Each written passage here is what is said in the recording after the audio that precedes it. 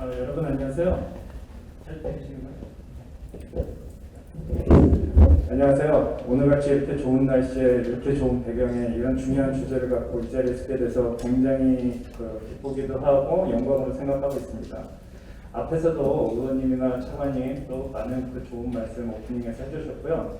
어떻게 보면 시간상 제가 원래 20분을 쓰기로 돼 있는데 이게 또 이렇게 지연되다 보니까 제가 원래 약속된 시간대를 다 쓰면 뒷분 연자분한테 좀 신뢰가 될 것 같아서 제가 굉장히 이렇게 축약적으로 제가 드리고자 하는 말씀을 포커스를 해가지고 말씀드리도록 하겠습니다. 슬라이드는 한 10장 정도 준비했는데요.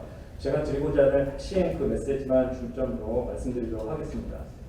지금 코로나19 팬데믹 상황을 갖고 지금 많은 분들이 얘기하셨는데 스페인 독감 이후에 인류가 한 번도 겪어보지 못한 글로벌 팬데믹을 겪었고 이런 코비드-19이라는 바이러스는 전에 우리가 겪어보지 않았기 때문에 알고 있는 게 하나도 없었죠. 그래서 준비하는 것도 없었고 치료제도 없었고 백신도 없었고 굉장히 많은 알려지지 않는 정보를 갖고 방역으로 해서 굉장히 많은 사람들이 노력을 하고 희생을 했습니다. 1년 전을 돌이켜보면 한국은 어땠었나요? 제가 기억하기에는 그 당시에 K-방역에 그런 위상이라는 게 엄청나게 대단하다고 생각합니다. 어떤 나라랑 비교해 봤을 때도 아마 많은 국민들이 K-방역에 대한 자부심을 많이 갖고 있었고 또 그때는 또 이런 조건도 있었죠. 수영장에 물이 빠지니까 누가 수영복 없이 수영하는지 그때 알겠더라. 그러니까 우리가 흔히 알고 있었던 선진국이라고 얘기하던 서구 유럽이나 북미의 미국과 같은 나라들이 실제로 이런 상황에 노출되니까 상당히 시스템이나 국민의식이나 이런 것들이 우리나라만큼도 쫓아가지 못하죠. 하는 부분에서 우리 진단키트를 수출하고 코리아 방역에 대해서 K-팝 이상의 자부심을 가지던 그런 시절이 있었습니다. 근데 이게 어떻게 보면 이러한 쿼런틴 자체가, 방역 자체가 근본적으로 이 팬데믹을 종식시킬 수 있는 게임 체인저가 되기에는 부족한 면이 있고 근본적으로 이 팬데믹을 종식시키기 위해서는 백신과 치료제가 특히 백신이 보급이 돼야 되는데 아마도 우리가 성공적인 방역을 했음에도 불구하고 시적절하게 백신 서플라이를 통해서 이 팬데믹을 종식하지 못한 데 오는 그런 아쉬움. 만약에 가정을 했을 때 우리 기업들이 미국 기업이 아닌 우리 기업들이 세계 1위로 코비드-19 백신을 개발해서 그 어느 나라보다 빨리 도입을 하고 백신 접종을 해서 집단 면역에 도달했다면 과연 오늘 같은 이런 미팅도 필요 없을 수도 있겠죠. 모든 나라들이 한국에 투자를 하고 한국의 위상도 높아지고 한국 백신의 위상들이 엄청 높아졌을 것입니다. 물론 이 지나간 얘기긴 하지만 이런 것들이 오늘 미팅의 가장 중요한 관점이 우리가 지난 2년 동안 겪은 이런 팬데믹 상황을 비추어 봤을 때 과연 우리 한국이 백신, 글로벌 백신의 허브로서 잘 도전하고 잘 잡기 위해서 과연 어떤 시사점이 있고 앞으로 우리가 어떤 것을 잘해야 되는지 그런 부분을 논의하는 자리로 이해를 하고 있습니다. 이미 앞서 오프닝을 하시고 지금 기조 연설을 하신 교수님도 그러시고 다 필요한 말씀은 다 하셨어요. 저도 제가 드리고 싶은 말 그대로 일치된 그런 부분입니다. 그럼에도 불구하고 글로벌 회사 관점에서 이 코로나 팬데믹 상황에서 그리고 코로나 백신의 서플라이 관련해서 우리 국내 기업과 산업에서 눈여겨봐야 될 시사점이 뭐가 있을까를 제가 간단히 정리해서 말씀드리도록 하겠습니다. 이 부분은 앞서서 말씀드리셨어요. 벌써 전 세계적으로 2억 7,500만, 사망자 380만 명. 잘 아시다시피 인도 같은 데는 아직도 한참이기 때문에 분하게 2, 3억으로 갈 수 있는 확률도 있고 계속 변이 바이러스도 나오는 상황이고 근데 어떻게 보면 사망자 수는 380만이라고 하지만 더 따져놓고 보면 지난 우리가 2년 동안 겪었던 걸 보면 단순히 이 감염자와 사망자가 중요한 것이 아니라 사실 이것으로 인해서 모든 사회 경제 활동들이 마비가 되는 그리고 천문학적인 숫자의 경제에 임팩트를 받아요. 어떤 사람은 우스갯소리를 이렇게 감염되고 돌아가시는 것보다 사실 경제적 임팩트 때문에 힘들어하는 사람, 임팩트받는 사람이 훨씬 더 부지기수로 많다.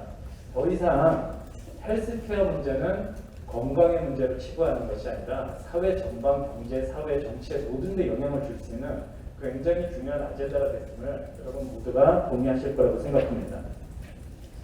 아까 의원님께서도 말씀하셨는데 이 전혀 이게 코로나 바이러스의 일종이죠. 코비드 19인데 전혀 모르는 새로운 바이러스에 대해서 치료제 백신도 없었는데 그 이전의 팬데믹은 어떻게 종식이 됐을까요?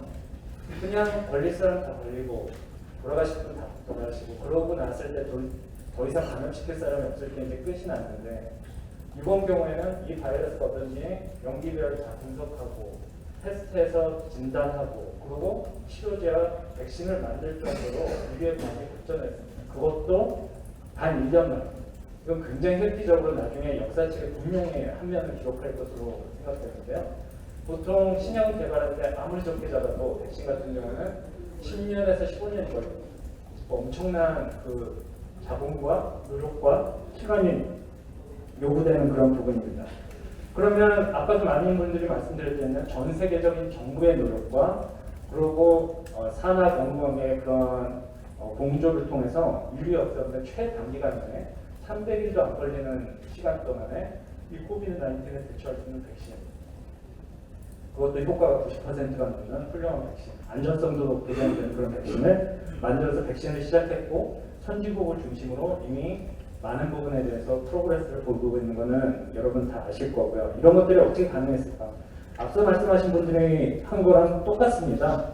이렇게 해서 이 기술들이 무슨 마스크 만들듯이 어느 날 갑자기 돈을 투자하고 기계를 도입하면 당장 찍어낼 수 있는 기술이 아니라 수십 년 동안 오랫동안 과감한 투자를 통해서 그 과학적인 인프라를 만들고 이런 혁신에 대한 인프라 속에서 그 새로운 제품을 만들 수 있었고요. 여러분 아시는 분은 아시겠지만 신약 하나 개발하는데 수조 원의 돈과 15년의 기간이 걸립니다. 심지어는 해마다 수조씩 투자하는 거대 제약회사조차도 기대했던 신약이 하나 삐끗 떨어지면 그걸 감당을 못합니다. 그런 이유 때문에 굉장히 낙타가 바늘구멍 통과하는 것만큼 어렵다라고 하기 때문에 거대 기업조차 감당 못할 수준이라서 요즘은 R&D 트렌드가 오픈 이노베이션이라는 얘기를 여기 보시는 것 같이 한 제약회사가 모든 그런 것들을 하는 거 아니라 전 세계에 있는 연구단체, 기업들과 협력해서 신약의 개발 가능성과 생산성을 높이는 쪽으로 되죠. 여기 퍼펙트한 입장들이 뭐가 있을까요? 화이자 같은 경우에는 진짜 그전에는 아무도 몰랐을 바이오텍의 메신저 RNA 백신의 기술에 주목을 하고 코비드 19 백신을 만드는 걸로 투자를 과감하게 결정해서 그야말로 빅히트를 친 거고 아스트라제네카도 마찬가지로 옥스퍼드 센터와 같이 협력을 해서 코비드 백신을 만드는 그런 쾌거를 이룹니다.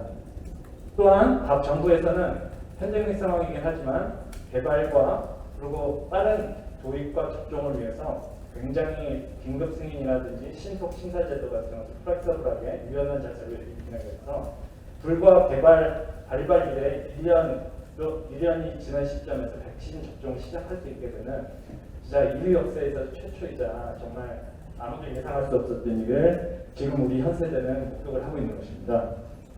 그런데 백신 그 허가라는 말씀을 드렸을 때 제가 드리고 싶은 말씀은 기존의 제약의 주요 메인 스트림은 유기합성물이라고 하는 스몰 몰리큘의 시대였습니다. 그런데 이제 시간이 지나면서 스몰 몰리큘의 제조 기술이라는 것이 기술 격차가 없어지면서 선진국이나 개발도상국이라는 거 모두 다 사실 똑같이 만들 수 있는데 더 저렴한 가격으로 공급할 수 있다면 선진국에서는 여기다 투자를 할 이유가 없겠죠. 여기다 보시는 바와 같이 코비드 19 백신을 제조하는 시설이 다 어디 있을까요? 여기 보면 북미나 서부 유럽에 다 포진해 있죠. 이미 선진국과 거대 제약회사들은 이미 메인 포커스에어를 스몰 몰리큘에서 기술 격차가 크고 엔티리베리가 높은 바이오로직, 백신, 마크로 몰리큘 프로틴 베이스로 된 품목으로 다 이전을 했다는 것입니다. 여기다 보시다시피 주요 선진국에 다 매뉴팩처링 사이트가 포함되어 있는 것처럼 코비드 백신도 현재 100억 도스가 생산되는데 대부분이 다 이쪽 벨트에서 생산되는 것을 볼 수 있을 것입니다. 그럼 과연 우리나라도 이런 벨트에 포함돼서 할 수 있으려면 어떤 부분이 필요할까? 앞서서 모든 분들이 다 말씀드린 거랑 똑같습니다. 정부의 과감한 투자와 지원, 그리고 유연한 정책, 도입, 뭐 이런 것들이 필요할 것이고 R&D에서는 제가 말씀드린 것처럼 이런 오픈 이노베이션을 통해서 신약의 성공 가능성과 생산성을 높이는 이런 부분. R&D를 통해서 신약을 개발하는 것도 있지만 오른쪽에 보시는 것 같지만 다양한 회사와 기관을 통해서 화이자 혼자만으로 만들 수 있는 게 15억 도스라면 이런 다양한 그런 제조시설 그런 기관과 협력을 해서 제조 생산 능력을 30억 도스로 올리는 이런 협력들도 굉장히 과감한 투자 결단이 필요하다는 그런 말씀을 드리고 싶은 거죠.